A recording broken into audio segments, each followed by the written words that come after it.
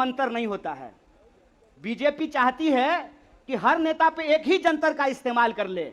तो मैं भाजपाइयों को कहना चाहता हूं, रे भाजपा वालों, ये राहुल गांधी हैं, इंदिरा गांधी के परिवार से आते हैं, राजीव गांधी के बेटा हैं, आतंकवादी से नहीं डरे। तुम तो वैसे भी माफी मांगने वाले लोग हो भाई, तुमसे क्या डरेंगे यार। ईडी उडी से डर नहीं लगता है। ईडी से हम अपने नेता को नहीं बचाना चाहते हैं, हम बस इस देश की जनता को बताना चाहते हैं कि ईडी इनके घर पे आया क्यों है। ईडी इनके घर पे इसलिए आया है कि मोदी जी को कोई साधु बता दिया है कि विपक्ष के सारे नेताओं पे एक ही कैप्सूल इस्तेमाल कीजिए। एक कैप्सूल सबके ऊपर बराबर लागू नहीं होता है, सब धान 22 पसेरी नहीं होता है। इनको लगता है कि एक बार ईडी भेज देंगे तो कांग्रेस पार्टी डर जाएगी, कांग्रेस के कार्यकर्ता डर जाएंगे और चुप होकर के बैठ जाएंगे कि देखो देखो इसके नेता के ऊपर ईडी आ गया है, तो कार्यकर्ता को कौन पूछता है।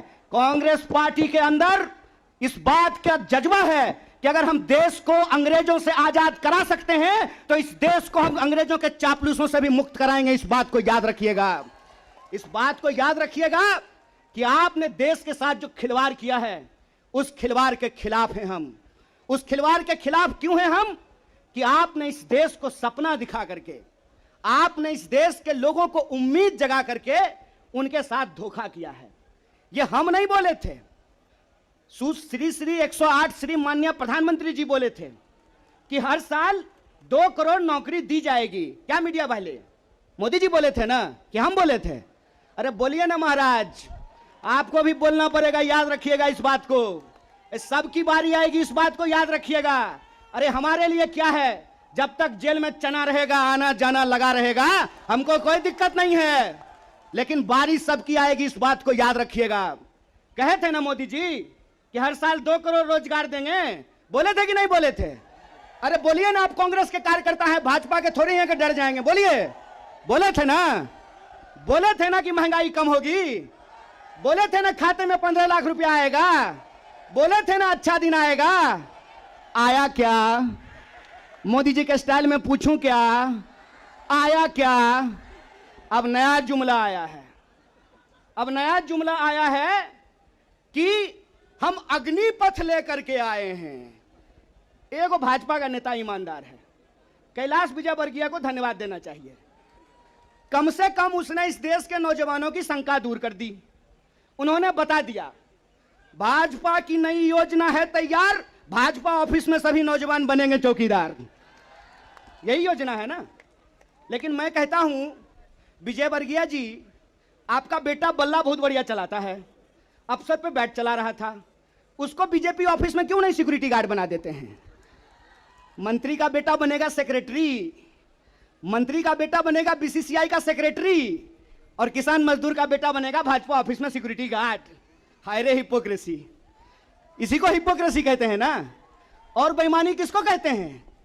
देश की जनता को लगा कि जब मोदी जी बोल रहे हैं तो सच ही बोलेंगे। मोदी जी की हर बात को मान लिया देश के लोगों ने। मोदी जी ने कहा दीपक जलाओ तो देश ने दीपक जलाया, मोदी जी ने कहा बत्ती बुझाओ तो देश ने बत्ती बुझाया, मोदी जी ने कहा थाली बजाओ तो देश ने थाली बजाया। सब कुछ किया इस देश ने, लेकिन देश अब तक इंतजार कर रहा है कि मोदी जी जो हमको कहे थे उसमें से एक भी चीज पूरा नहीं किए हैं। और ये देश की जो परिस्थिति है, इस परिस्थिति पे मुखर होकर के हमारे नेता बोलते हैं। इस बात का हमको गर्व है कि सरकार के सामने बिना झुके कोई लड़ता है अड़ करके तो उसका नाम राहुल गांधी है। उसको डराना चाहते हैं, उसको डराना चाहते हैं, उसको झुकाना चाहते हैं। अरे आप कहते हैं मोदी जी मैं भी चौकीदार, मोदी जी के समर्थन में लोग कहते हैं मैं भी चौकीदार। ये चौकीदार नहीं हैं, ये देश के ठेकेदार हैं। और ये देश के ठेकेदार कैसे हैं? क्योंकि इस देश के लोगों का, उनके भविष्य को ये ठेके पे कर देना चाहते हैं।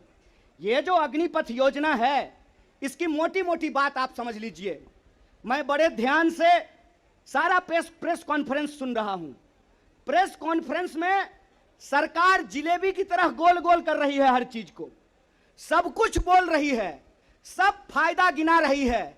हो सकता है कि कोई भाजपा का मंत्री यह भी आकर के कह दे कि अग्निपथ योजना में शामिल होने के बाद आपका बाल नहीं गिरेगा। जिस तरीके से उसके फायदे गिनाए जा रहे हैं, लेकिन असली बात नहीं बताया जा रहा है। एक सिंपल सवाल है, सरकार को इस बात का जवाब देश के नौजवानों को देना चाहिए। क्या सिंपल सवाल है कि जो भर्तियां हो रही थी वो भर्ती होगी कि नहीं होगी? सवाल नंबर एक। सिंपल बात है, पहले आर्मी में हर साल 75,000 कम से कम लोग बहाल होते थे। बाद में बीजेपी ने इसको घटा करके 50,000 कर दिया, और पिछले 2 साल में, अब तीसरा साल है, 50,000 लोगों को भी भर्ती नहीं की गई। बहाना क्या दिया गया? बहाना दिया गया कि कोरोना था इसीलिए भर्ती नहीं किए। हाय मोदी जी, कोरोना था तो चुनाव लड़ लिए, बंगाल में जाकर के दीदी ओ दीदी कर लिए, सब जगह चुनाव हो गया, उत्तर प्रदेश का चुनाव हो गया, बुलडोजर बाबा आ गए, लेकिन आर्मी की भर्ती नहीं हुई। यह बेईमानी है कि नहीं है? रोजगार देने में कोरोना है और चुनाव लड़ने में कोरोना नहीं है। और अगर आप बैकलॉग को देखेंगे, 50,000 को अगर मान लें, तब भी 1.5 लाख बहाली होनी चाहिए थी। 1.5 लाख ये बहाली नहीं कर रहे हैं। 1.5 लाख बहाली ये करेंगे कि नहीं करेंगे इसको ये नहीं बता रहे हैं। ऊपर से ये एक नया योजना लेकर के आ गए हैं। तो एक ना छोटा सा कहानी हमको याद आ रहा है। बच्चा बहुत जोर जोर से रो रहा था, कहा मम्मी दूध पिला दो, दूध पिला दो। मम्मी उसको उठा करके अलमीरा पे बिठा दी।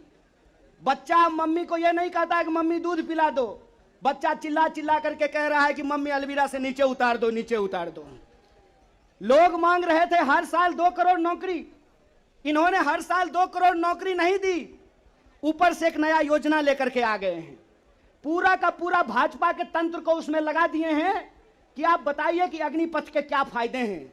अरे सिंपल सी बात है, बिहार में एक कहावत है, नहाया हुआ शरीर और खाया हुआ शरीर नहीं छुपता है। जो चीज अच्छी होती है उसका फायदा बताने का जरूरत नहीं होता है। जो चीज में कोई खराबी होती है उसका खराबी छुपा करके, आपके घर पे कोई सामान बेचने के लिए आता होगा तो उस सामान का सब कुछ अच्छा अच्छा ही बताता होगा। आप ट्रेन में जब जाते होंगे, बस में जाते होंगे, तो जब जूसर बेचने वाला आता है तो एक संतरा से आपको 1 गिलास जूस निकाल करके दिखाता है, और वही जूसर जब आप घर पे लेकर के जाइएगा तो आधा गिलास जूस भी आपको आपके घर में नहीं निकलेगा। ये जो बेचने की मानसिकता होती है, इस बेचने की मानसिकता के खिलाफ हैं। यह सत्याग्रह 2 लोगों के बीच में है। जावेद अख्तर ने लिखा है, इस एक हमारी एक और उनकी मुल्क में है आवाजें दो आवाज है।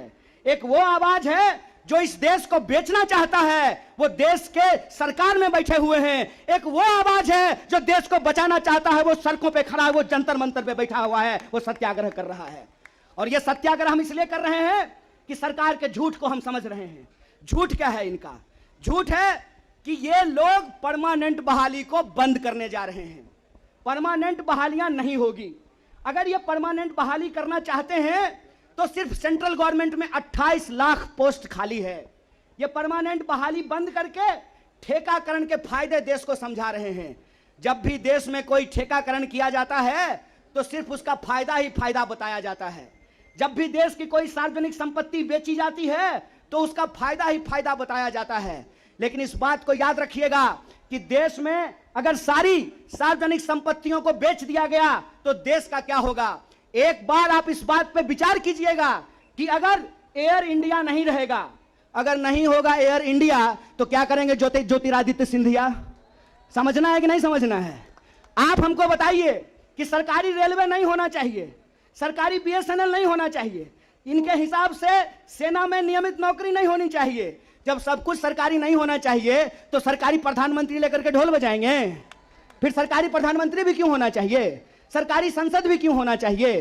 देश का मतलब होता है देश की राष्ट्रीय संपत्ति, देश का मतलब होता है देश की राष्ट्रीय सेना, देश का मतलब होता है देश के लोगों का सम्मान। इसीलिए मैं आप तमाम लोगों से यह आग्रह करने के लिए आया हूं, कांग्रेस पार्टी की लड़ाई सिर्फ अपने नेता को बचाने की लड़ाई नहीं है। कांग्रेस पार्टी की लड़ाई इस देश को बचाने की लड़ाई है। वो देश जिस देश को गांधी ने बनाया है, जिस देश को नेहरू, मौलाना अबुल कलाम आजाद ने बनाया है, उस देश को बचाने की लड़ाई है।